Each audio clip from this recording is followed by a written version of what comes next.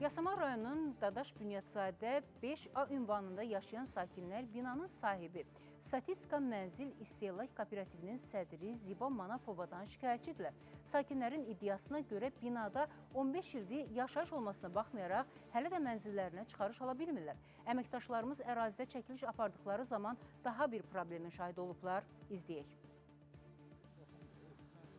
Birinci mərtəbələr hamısı bir dənə çəkin zəhmət olmasa qeyri-yaşayış sahələridir.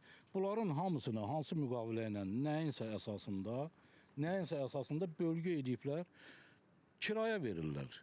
15 ildir yaşadıkları mənzillərinə bu günə kimi qeydiyyata düşə bilmirlər. Sakinlər iddia edir ki, Statistika Mənzil İstehlak Kooperativinin sədri Ziba Manafova illərdir üzərinə düşən öhdəliyi yerinə yetirmir. Bir uşaq əyləncə bir yeri yox.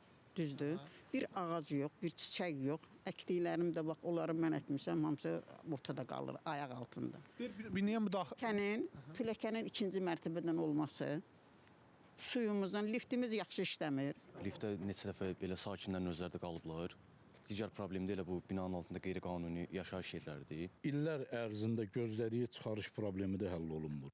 Kooperativ sədrinin sözlərinə görə isə binanın 15 ildir istismara təhvil verilməməsinin başlıca səbəbi yaşayış binasının tikintisi zamanı binaya giriş pilləkənlərinin yaşayış üçün nəzərdə tutulmuş mərtəbələrdən başlaması olub. Biz vermişik istismara, amma təhvil götürülməyib.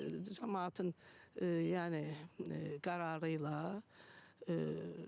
bu hər mənzilə düşən vəsait toplanıldı və bu həyətə giriş, yaşayış mərtəbəsinə giriş orada ləğv edildi və giriş aşağıdan açıldı.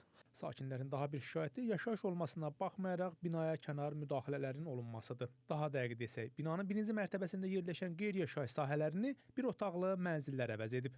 Layihə əsasən çoxmənzilli yaşayış binasında əgər yaşayış varsa, bina istismara təhvil verilibsə, ona sonradan hər hansı bir kənar müdaxilə yol verilməzdir. Qanun pozuntusu hesab olunur. Ancaq Yasamal rayonu Dadaş Bünyadzadə 5 ünvanında çoxmənzilli yaşayış binasının birinci mərtəbəsindəki qeyri-yaşayış sahələrinin təyinatı dəyişdirilərək bu formada bir otaqlı evlər tikilib. Bəs bu qanun pozuntusu deyilmi? Addım başı bir dənə yalandan qapı açılıb, orada kimsə kvartirant saxlayır, pul qazanır.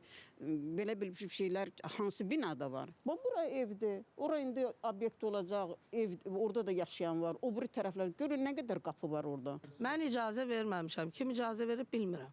Gedin deyən də deyirəm, müvafiq orqanlar. Siz başına yaxşı, siz kooperativ rəhbəri olaraq necə müdaxilə edirsiniz? Bu binaya bütün orqanlar gəlib baxış keçirib. Mən təyinatın dəyişilməsi haqqında heç bir qərar verməmişəm, heç yerə də müraciət eləməmişəm. Çoxmənzilli binaya edilən kənar müdaxilələr həmin bina üçün hansı təhlükə yaradır?